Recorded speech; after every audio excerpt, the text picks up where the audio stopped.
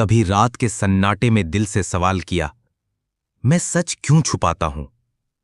کیا دنیا کا خوف، لوگوں کا تانا یا اپنے نقصان کا اندیشہ مجھے سچ سے دور کر دیتا ہے؟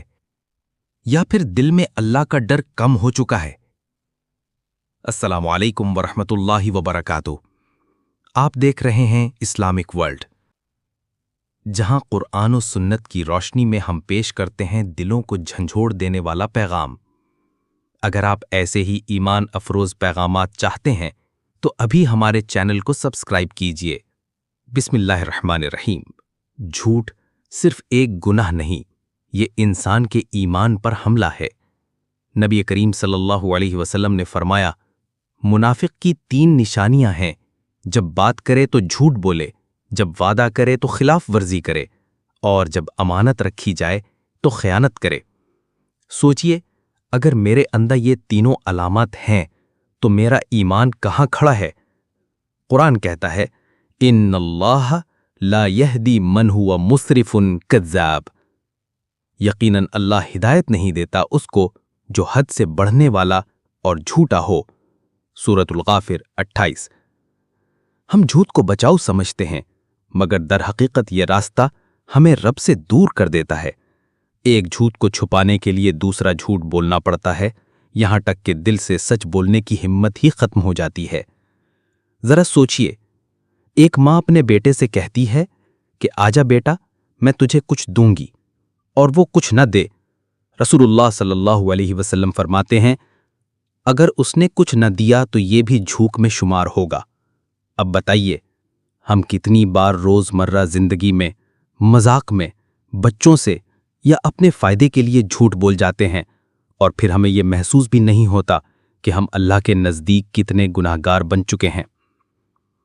ربیع بن خیثم رحمۃ اللہ علیہ کا ذکر آتا ہے کہ وہ جھوٹ سے ایسے پرہیز کرتے تھے کہ اگر کسی سے مذاق میں جھوٹ سن لیتے تو کئی دن غمگین رہتے۔ لوگ کہتے، یہ تو مذاق تھا۔ وہ جواب دیتے، جو جھوٹ کو معمولی سمجھے وہ ایمان کی مٹھاس کھو دیتا ہے۔ اور کبھی کبھی ہم خاموش رہ کر بھی جھوٹ کے مرتکب ہو جاتے ہیں۔ حق چھپانا بھی جھوٹ ہے۔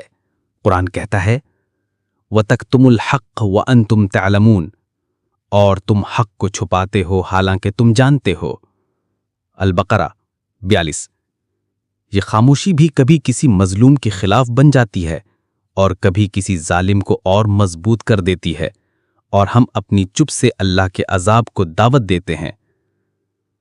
خلیفہ راشد عمر بن عبدالعزیز رحمہ اللہ کے سامنے ایک شخص نے جھوٹ بولا تو فرمایا، اگر جھوٹ تمہاری عادت ہے تو اللہ سے ڈرو، اور اگر تم سمجھتے ہو کہ جھوٹ فائدہ دیتا ہے تو سن لو، سچ ہمیشہ فائدہ دیتا ہے، چاہے وقتی نقصان ہی کیوں نہ ہو۔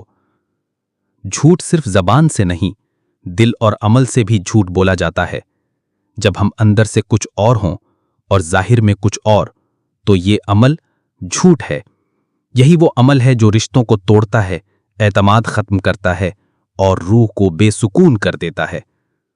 رسول اللہ صلی اللہ علیہ وسلم نے فرمایا، جھوٹ ہلاکت کی طرف لے جاتا ہے، اور ہلاکت جہنم تک، اور سچ نجات کی طرف لے جاتا ہے، اور نجات جنت تک۔ صحیح مسلم۔ امام شافعی رحمۃ اللہ علیہ سے ایک نوجوان نے پوچھا، جھوٹ سے کیسے بچا جائے؟ فرمایا، اللہ کا ڈر دل میں بٹھا لو۔ جب رب کی نگاہ کا یقین ہو جائے تو جھوٹ زبان تک آ ہی نہیں سکتا۔ کبھی رات کو تنہائی میں آئینے کے سامنے کھڑے ہو کر دل سے پوچھو، میں جھوٹ کیوں بولتا ہوں؟ کیا رب میری سچائی کی حفاظت نہیں کر سکتا؟ کیا وہ جو میرا راز جانتا ہے میری عزت کا مالک نہیں ہے؟ پھر میں کس کے ڈر سے جھوٹ بولتا ہوں؟ جھوٹ وقتی بچاؤ ہو سکتا ہے، لیکن آخرکار ذلت، بے برکتی اور بے سکونی بن کر ہمارے ارد گرد آ جاتا ہے۔ سچ تکلیف دے سکتا ہے، مگر وہ دل کو عزت، تعلقات کو اعتماد اور روح کو سکون دیتا ہے۔ اگر آج سے ہم نے فیصلہ کر لیا کہ ہم جھوٹ کو زبان سے، عمل سے اور نیت سے نکال دیں گے، تو یہی فیصلہ ہماری دنیا و آخرت کا سکون بن جائے گا۔ اللہ تعالیٰ سے دعا ہے کہ وہ ہمیں سچ بولنے، سچ پر چلنے اور سچائی کے ساتھ جینے کی توفیق عطا فرمائے۔